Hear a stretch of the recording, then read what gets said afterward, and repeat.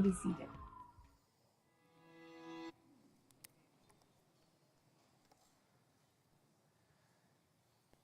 Good to be with you this morning, Memorial Day. Glad you're here. I want to give us just a little orient us a little bit to where we're at and where we're heading with the church right now. Next week begins Missions Month, and we have an awesome lineup. All of those speakers, except one, are internationally recognized and sought-after speakers. Four of the five, all right? And I'm super excited about it. And not only are they internationally recognized and sought after, they actually call Sandhurst home. Like, we have awesome people here who are going to lead us through Missions Month. Really, really excited about that. And I appreciated how Plyler helped direct us to why do we do Missions Month? And is it just because that's like what we've always done? And the answer to that is no. Here's why we do Missions Month, because the main thing we're about is that, to love and obey God by the power of His Spirit, for the praise of His glory, and help others do the same. And those little icons beneath are really matter, okay? Help others do the same at home, yes. Help others do the same across the street, yes. Help others do the same around the world. And in the whirlwind of life, which of those three icons disappears first, at home, across the street, or around the world? Around the world disappears because out of sight, out of mind, right?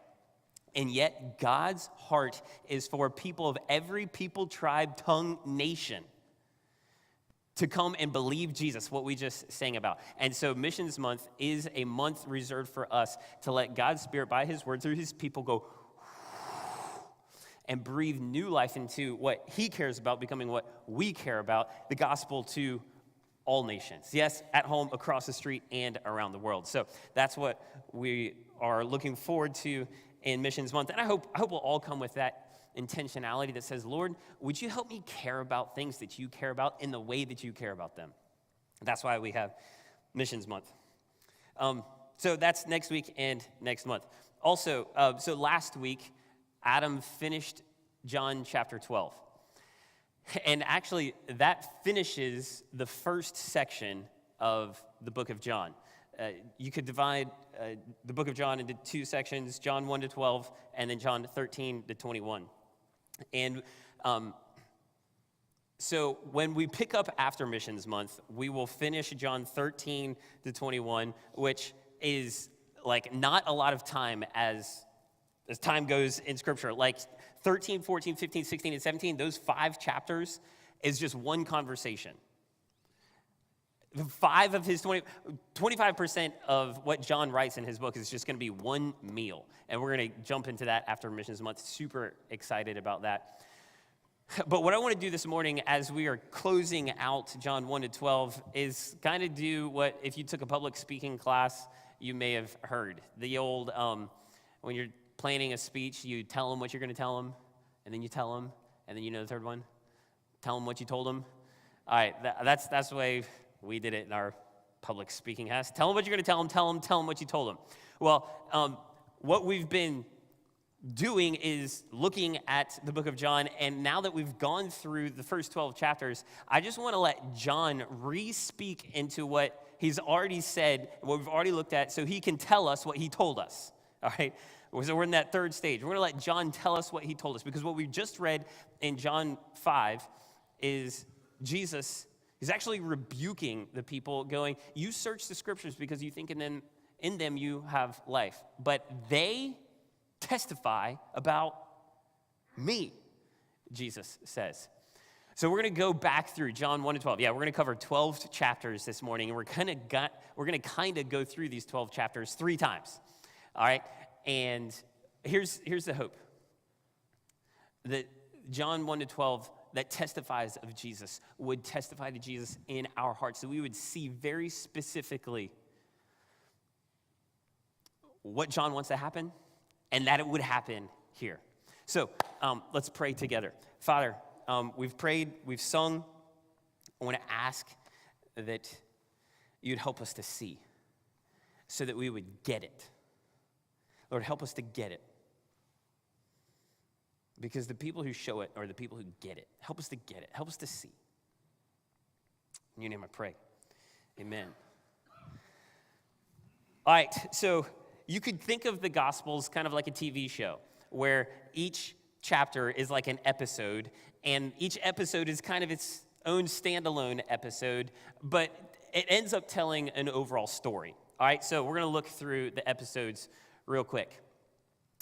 John chapter 1, Jesus, he's the Word, he's the life, and he is the light. All right, as the light, he reveals that which would otherwise not be seen, which is this: the perfectly displayed image of God. Look at Jesus, you see the Father. The Word became flesh, he dwelt among us. He's the light. Not everybody got it, though, but one person started to get it. His name was John the Baptist. And he makes this declaration of belief in Jesus that results in a little bit of a ripple effect. Those are the ripples. A ripple effect of some normal, everyday guys starting to follow Jesus. That's chapter 1. Well, those guys following Jesus follow him to a wedding, all right? And at the wedding, every bride's greatest fear, crisis at the wedding, there's no more wine. And so Jesus takes these water pots, these big old stone pots full of water that were used for purification, and he turns the water into wine. That's John chapter 2. John chapter 3, then, Jesus is talking to a religious elite named Nicodemus. And in the conversation, he's talking about being born again. Nicodemus doesn't get it. So Jesus uses this Old Testament reference from the book of Numbers, where the people, when they grumbled against God, God sent a plague and they were getting bit by serpents. And there was only one solution to the certain death from the serpent's bite, and that was to raise this bronze serpent up on a pole. Jesus references that Old Testament story in chapter 3 with Nicodemus. All right, now, we're only 3 episodes in. We're going somewhere, okay? I promise, we're going somewhere. All right, so after the conversation with Nicodemus, we jump back into the life of John the Baptist. And man, this really was compelling to me, that John the Baptist, his explosive ministry has begun to fade into irrelevance. And people who were following him are now following Jesus. And do you remember what John said to that? My joy is full. And that actually led us, when we went through this, to 4 weeks studying joy in the Christmas season. That's chapter 3. And chapter 4, we meet this woman, and she has a broken past, but she comes to an accurate, elevated view of who Jesus is. And actually, this woman with the broken past goes back into the city, becomes Jesus's representative to the city, and many people from that city in Samaria come to believe in Jesus because of the word of that woman. Chapter 5, we see Jesus heal this man who had been ill for 38 years. Chapter 6, Jesus performs a miracle. He feeds 5,000 plus with 5 loaves and 2 fish. And then he preaches this long sermon about him being the bread of life. It doesn't go so well, though, and many people quit following Jesus in chapter 6, but not all. We'll see that come up again later. Chapter 7, it's at the Feast of Tabernacles, and they're remembering God's provision for them in the wilderness, how God provided water, and God led them with a pillar of fire. And on the last and greatest day of the feast, at the Feast of Tabernacles, as they're remembering God's provision of water, Jesus cries out with a loud voice, and he says, if anyone is thirsty, let him come to me and drink. And out of him, as the scriptures have said, will flow rivers of living water. That's when we brought the hose out on the stage. Chapter 8, a woman caught in adultery is brought before Jesus. She was caught in adultery, but it turns out she was caught in grace because Jesus, who had the authority to condemn her, doesn't. Chapter 9, a man born blind receives sight. He testifies about Jesus, and he's kicked out of the synagogue because of it. Chapter 10, Jesus is the good shepherd. Chapter 11, Jesus raises Lazarus from the dead in chapter 12, perhaps my favorite chapter. When this woman, Mary, breaks this jar as an expression of her affection for Jesus. So there it is, John 1 to 12. Those are the stories. But the question is this: what is the story?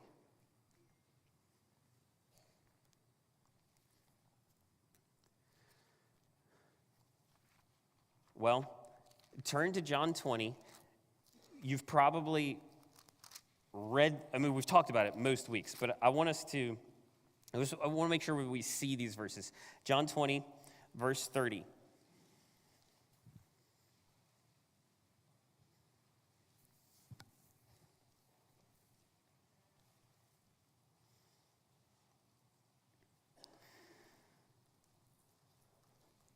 We just ran through the stories. What is the story that John is telling?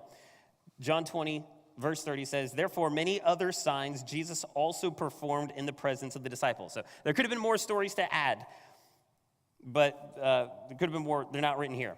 Verse 31, "But these have been written," here's why, "so that you may believe" what? Jesus is the Messiah, or maybe yours says Christ. Same word. Christ is the Greek translation of the word Messiah. Jesus is the Christ. So check this out. Many stories, but John is trying to help us see one thing. Jesus is what? The Christ. That's the story.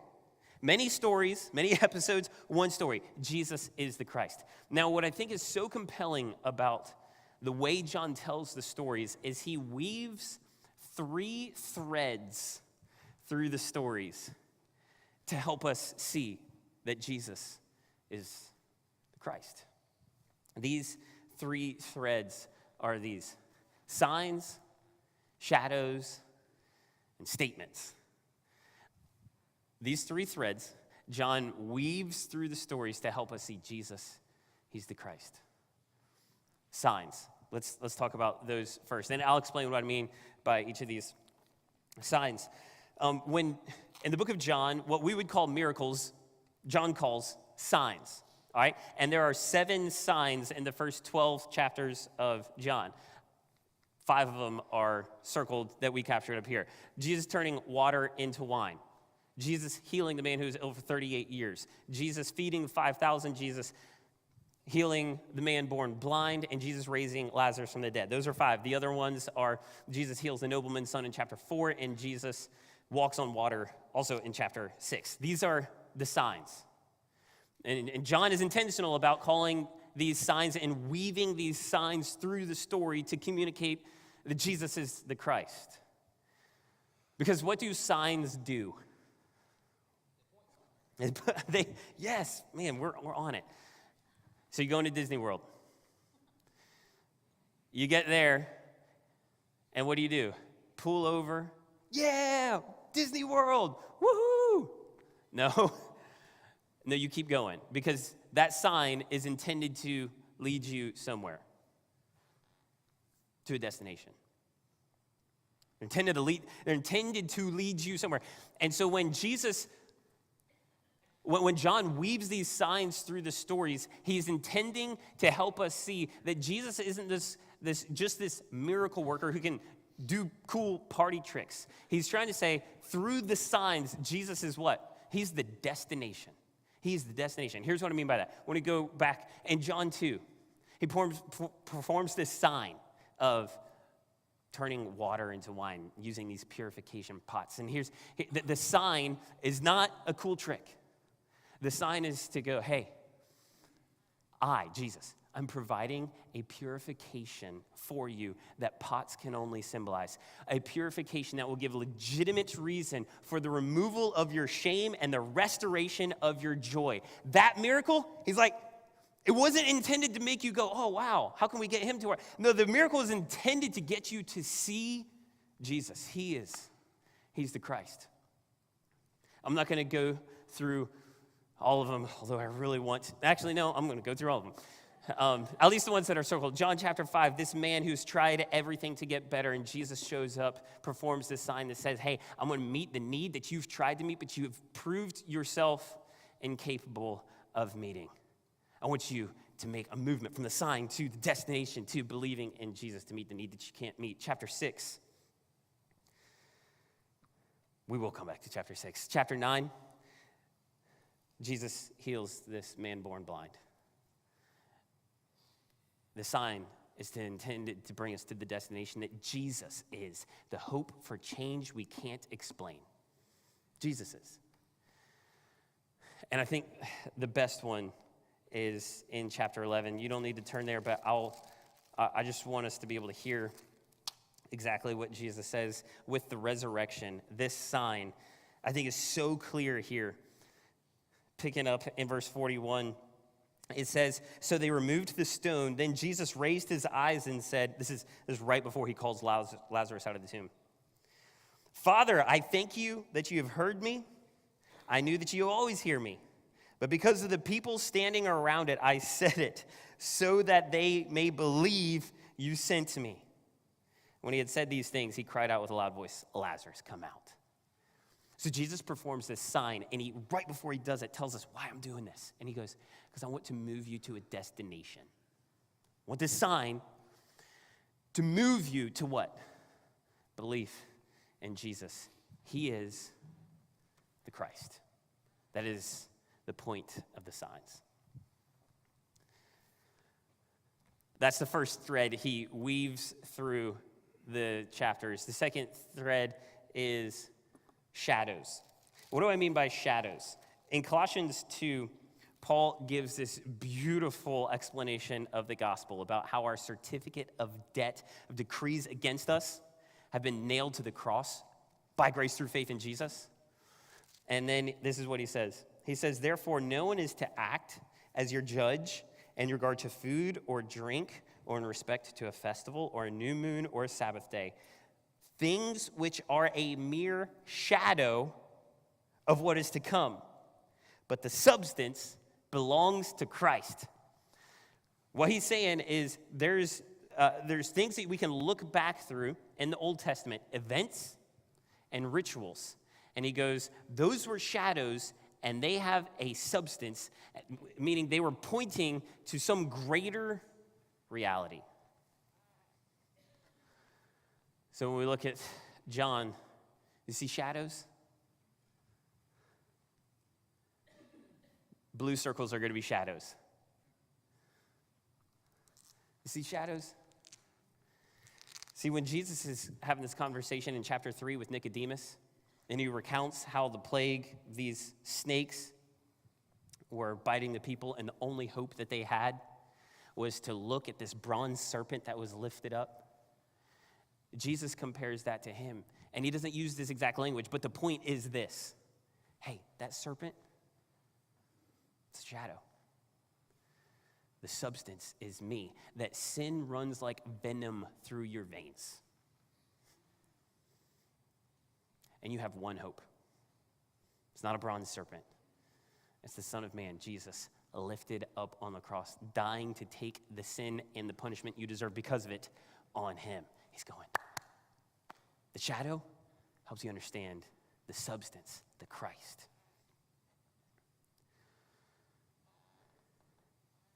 In chapter 6 with the feeding the 5,000, the whole thing is showing the shadow that is God's provision of manna for the people wandering in the wilderness during the 40 years of wandering under the leadership of Moses. He's going, yeah, God provided manna for you, and that was your only hope for life. That was a shadow because the substance is me. Jesus, the whole point of John 6 is him going, I am the bread from the Father for the world to give you life that's full and lasts forever. John 7, when they're remembering God's provision of water. God's provision of water was a shadow to point to the substance, Jesus. That's me.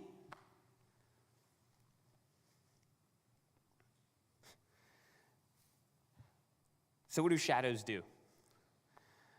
I don't know why I did this a while back, but I looked up like a Michael Jackson concert, and I don't know why I did, but I did. And I was like, dude, maybe I was just in a Michael Jackson phase. I don't know. But I don't know if you've ever seen a concert for him, but he has this moment where this shadow, he's in the middle, all right? And he's starting doing the dance. The crowd's going wild. And all you see is his shadow. And it's super cool. But what does everyone in the crowd sense when they see the shadow? What if that's all they saw? Would they be satisfied? No. Because the shadow served to create anticipation and a longing for and a later understanding of the substance. And it is a pretty cool moment when the curtain drops and finally what was only a shadow is now there, and it's Michael Jackson. And this is what's happening in the Old Testament. All these shadows creating anticipation, longing for the fulfillment of those things. For the bread that would come from heaven to give life that's full and last forever. For purification that water pots could only symbolize shadows. So this is what John does. He weaves these shadows to show that he's the substance, Christ. The third strand he weaves through the stories is statements. They are called the I am statements. There's 4 of them in John 1-12. I am the bread of life. Well, we'll see them here. They're going to be, I think, in orange circles. We're going to fill this baby up. John chapter 6, I am the bread of life. I, for some reason, didn't put one over chapter 8. In chapter 8, he says, I am the light of the world. Chapter 10, he says, I'm the good shepherd. Chapter 11, he says, I am the resurrection and the life. He's giving these I am statements to communicate the significance of what he came to do and who he is. Because the I am is a reference that they would have understood, and it's not just a shadow, it's a reality that in Exodus chapter 3 and 4, when God revealed himself to Moses, he used the name I am. I am, the self-existent one, is going to be the one who sets slaves free, and Jesus comes on the scene. He says, I am. I'm the bread of life. I'm the light of the world. I am the door. I'm the good shepherd. I am the resurrection of life. So what are we saying here? We're saying that these strands, the signs, the shadows, the statements, are pointing to Jesus as the destination, as the substance, as the reality. He is the Christ. And what John wants is us to see it and get it. Because what he does throughout these stories is he shows what happens for people who see it and get it. Get what? That he is the Christ. Oh, and I forgot to talk about the whole idea of the Christ, okay? The Christ, we did say the word Christ is the Greek translation of the word Messiah. It's this long-awaited Satan crusher who God had promised throughout the Old Testament, who would come and do for people what they couldn't do for themselves. He is the Christ, okay? He is the destination. He is the substance. He is the reality. He is the Christ. I love what happens when people just get it. When they get it, that he is the Christ. What happens when people get it? Okay, I'm going to erase the circles just so we can not be too crowded. What happens when people get it? Well, in chapter 1, when one guy gets it, John the Baptist, and then they start to get it. I'm gonna read through these because I hope you experienced what I experienced as I went through this. One guy starts to get it. John the Baptist makes this personal declaration of belief. Jesus, behold the Lamb of God. Andrew hears it, and here's what Andrew says to Simon. Chapter 1, I'm going to start in verse 39.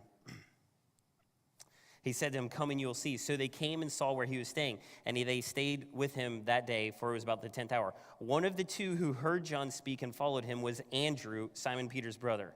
He found first his own brother, Simon, and he said to him, we have found the Messiah, which translated means Christ. And he brought him to Jesus. Who brought Peter to Jesus?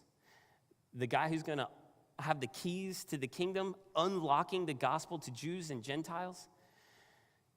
How does he come to Jesus? Andrew's invitation as he started to get it.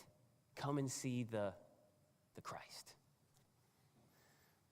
Very, very simple. As Andrew began to get it, he was like, he's the Christ? Maybe I should bring some people to Jesus. He started to get it. Who else gets it? John the Baptist. I guess I've just loved our study through John, but I loved John 3. John the Baptist has this explosive ministry. People love him. He's a wild man. He's kind of crazy. He's got a weird diet. Dresses kind of weird. Fiery preacher. And as his ministry faded to irrelevance, he goes, my joy is full. And actually, I want to read what he says in John 3. Oh, we went to the end. Sorry. Oy.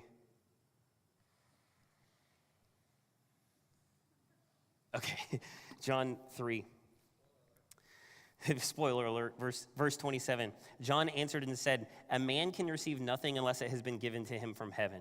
You yourselves are my witnesses that I said, I'm not the Christ. John's like, there is a Christ. I'm not him, but I know who he is. And watch what he says because of that. But I have been sent ahead of him. I'm just the servant of the Christ. He who has the bride is the bridegroom. But the friend of the bridegroom who stands and hears him rejoices greatly because of the bridegroom's voice. So this joy of mine has been made full. He must increase. I must decrease. John, this is so good. The guy who started to see, man, he's the Christ. Goes, if he's the Christ, man, that's like he's the groom. I'm basically the best man. When I hear him, when I see him, woo, I'm in. No matter what's happening, even as his ministry is fading to irrelevance, and he's ultimately going to be beheaded. He gets it. Jesus is the Christ. The woman, she got it. And when she got it, she went back into the town where she would have had a reputation. Almost certainly, she was at the well at a time when no one else was, so she could avoid people. Now she goes back to engage people and say, this is, we know it, she says. Chapter 4, verse 25 says this. The woman said to him, this is the end of her conversation with Jesus, I know that Messiah is coming, he who is called Christ. When that one comes, he will declare all things to us. Jesus said to her, I who speak to you am he. Jesus leads to this accurate, elevated view of him, culminating at what? He's the Christ. Okay, we need to get this. Okay, culminating at he's the Christ. So what does she go into the city saying? Come see a man who told me everything I ever did. He's not the Christ, is he? She got it, and she became Jesus' representative in her city. Why? Because she got it. She saw it. She got it. He's the Christ. Who else got it? Peter. Remember after the feeding of the 5,000, all these people, they're all about Jesus. He's got power. And then Jesus starts saying hard things. Eat my flesh, drink my blood. And what was thousands becomes just now a few. And Peter's and the rest of the disciples stuck at this moment. And what do you do when the guy that you've left everything to follow now has lost his popularity and it seems like everything has been a big failure? Here's what John 6 says. So Jesus said to the 12, you do not want to go away also, do you? Simon Peter answered, Lord, to whom shall we go? You have the words of eternal life. We have believed and have come to know that you are the Holy One of God. You're the Christ. I see it. I get it. You know what that means? I'm not going anywhere. Who else gets it? The blind man. Oh. John 9. This blind man, he's healed by Jesus, and no one's ever heard of a man born blind being healed, and so they want to know how this happened. And the man just keeps saying three things. He says who he was, who he is, and how it happened. I was blind, now I see. Jesus did it. They don't like that, so they bring in the parents. And look at what the parents said in verse 22, if you're able to. I know I'm going super fast through this. John 9:22. His parents, or verse 21. But how he now sees, we don't know. This is his parents talking. Or who opened his eyes, we don't know. Ask him. He is of age, and he will speak for himself. His parents said this because they were afraid of the Jews, for the Jews had already agreed that if anyone confessed him to be the Christ, he was to be put out of the synagogue. Punk parents. Then you skip to verse 34. After they bring the man back in, and they answered him, the man born blind, you were born entirely in your sins, and are you teaching us? So they put him out. Why? Because in the verses before, he yet again says, he's the Christ. I was blind, now I see. Jesus did it. He saw it, he got it, and he stood up for what he believed. Jesus is the Christ. And then my favorite. So that's why she gets the extra big box or circle. John 12. It's like as John is telling the story, I hope you can feel it. He's weaved these threads of signs and shadows and statements, and he's shown the effects the effect of people who get it. What happens when people see it and get it? And then John 12, something that nobody gets, unless you get it. Where Mary takes this bottle of pure nard, expensive perfume worth 1 year's wages. She breaks it. She pours it out all over Jesus' feet and his head. It just runs out all over the floor. And everybody thinks, what a waste. Which just shows they didn't get it. But here's what we consistently see. If you look at all the yellow circles, what happens when people get it? They show it. That's what happens. When they get it, they show it. They break a jar. They break a jar, says, that of personal invitation. What? Would you come meet him? They break a jar in the midst of, like with thinking about John the Baptist here, in the midst of troubling times for him. And he breaks a jar and is like, I'm going to show it by expressing joy in Jesus in the midst of it. When you see it, you get it. You break a jar. You show it. All these different people, when they get it, there's some sort of often costly, often public, often ridiculed, broken jar attached to those who see it and get it. Those who see it get it, and they break a jar. And you know what those who don't see and don't get it, you know what they do?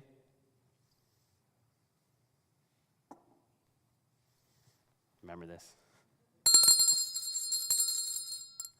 This is room service Jesus. This is nice trick with the bread. More food, please.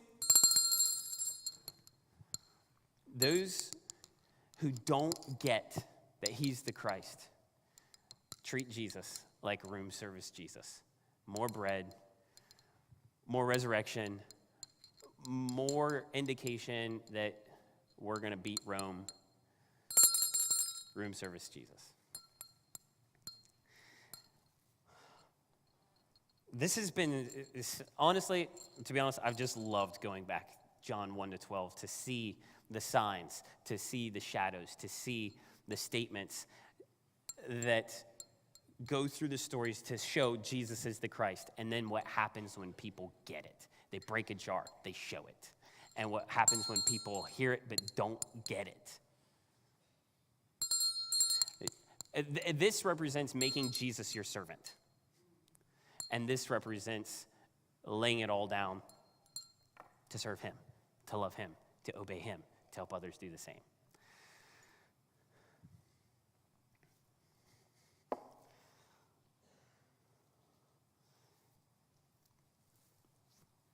The people who don't get it, they just ring a bell, more bread.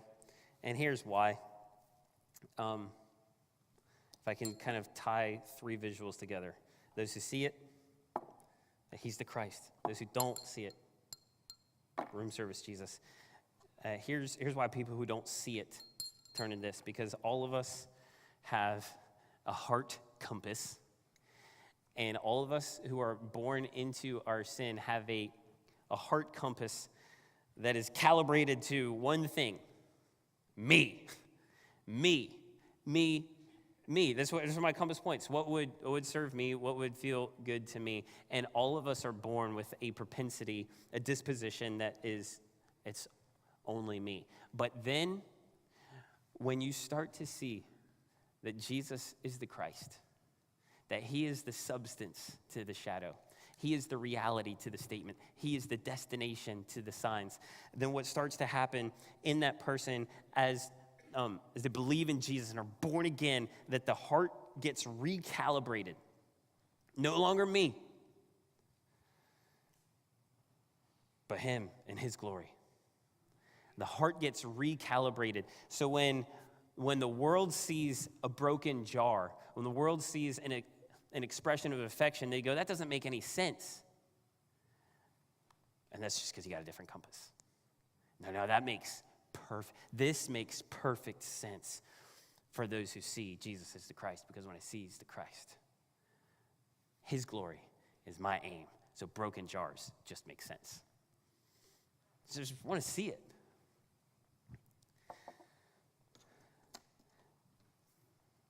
All this got me thinking, with broken jars, got me thinking about how things, if you're part of a youth group and went on like youth camp retreats, it got me thinking of, the campfire moment. How many of you like grew up in some sort of youth group setting, went to church camp or something like that? How many of us? Okay, so you're gonna be able to feel me here. If you didn't, then this is kind of how it often worked. When I was a kid, you go on the church camp, and the last night was a fire. Everybody sit around the fire, and you talk about what you want to change because of how God has worked in you. And every once in a while, there would be a kid who did something crazy, like would take all his CDs, if you know what that is, take all his CDs and dump them in the fire and be like, yeah. And this dumping in the fire was just this expression of, I want to take every thought captive, or however they would say it in that moment. Just this big, this act that was big and reflected an act that was big and reflected a heart that, maybe the kid was tired. Yeah, maybe the kid was, whatever. But a heart who's like, Jesus is Christ. So CDs, put them in the fire. And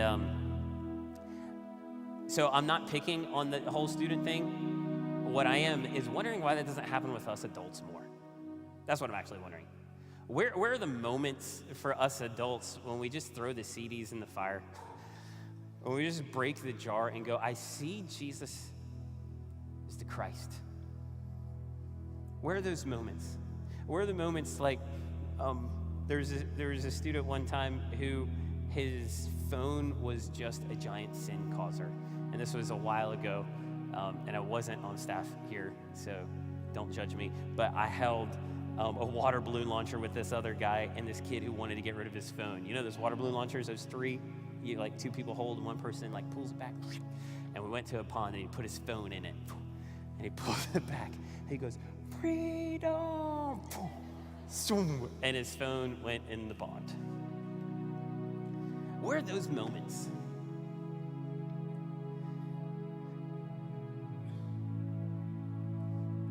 I do want to say, I want those moments, and they are happening. In fact, this week, there was someone who was on his way to sin, and I'm not going to give any specifics, but stopped in his tracks. And the thing that was going to be the sin causer broke it up into pieces. You know why? I don't know if this would have been the exact language in the moment, but he's the Christ. He's the Christ. And so, as we finish up John 1-12, we see that John 5, Jesus is like, you search the scriptures because you think in me, because you think in them you find life, but they testify about me. And John in chapter 20 goes, yeah, and here's what we're testifying about Jesus, that he's the Christ. And then when you see it, then belief is almost self-evident, if you really see it and get it. But in case it's not just totally self-evident, here's what I've learned about true belief through the book of John, or John 1-12. True belief admits need. Over and over again, when Jesus poses himself as the solution, whether it's bread or water, he's doing it in contrast to a problem that is inescapable outside of some sort of external help, whether it's snakes and venom, or starvation, or dying of thirst. True belief starts with, Lord, I got nothing to offer here. I got nothing to offer to obtain salvation. I've got nothing to offer to work out my salvation. I've got nothing in myself. True belief starts with admitting need to the Christ, and then moves to receiving his offer. That's what true belief does. It admits need, receives his offer. So when he offers a purification that pots could only symbolize, here's what belief does go. Apart from you, I'm hopeless, but if you're going to offer a purification that would cleanse my sin, past, present, and future, I receive it. That's what true belief does, and true belief walks it out. Admits need, receives his offer, and walks it out. You might say, breaks the jar. So that the people who get it would live a life that you'd look at and go, that just seems irrational. And it might be, unless your heart goes, I live for something different, because I see and I get he's the Christ. So, we're gonna close in singing an old youth group song if you grew up in 90s, 2000s, and it's "Open the Eyes of My Heart, Lord." Oh yeah, man, this was the song. I want to see you high and lifted up, like worth breaking jars for, shining in the light of glory.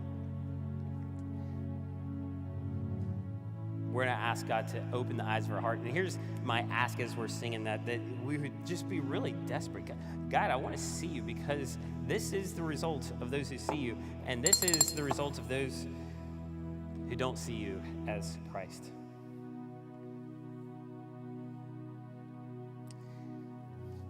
The three things, if I could just kind of consolidate the way I see the jars being broken, it would be personal invitations, chapter 1, unshakable joy, chapter 2, and then the rest of them are, personal invitations in chapter 4 as well. Personal invitations, unshakable joy, and a planted flag. Those are the three things that I see among people who get it. He's the Christ. So, Lord, open the eyes of our hearts to let us see you. Break jars, not ring bells. Let's stand and sing together, and in our singing to make it the cry of our hearts.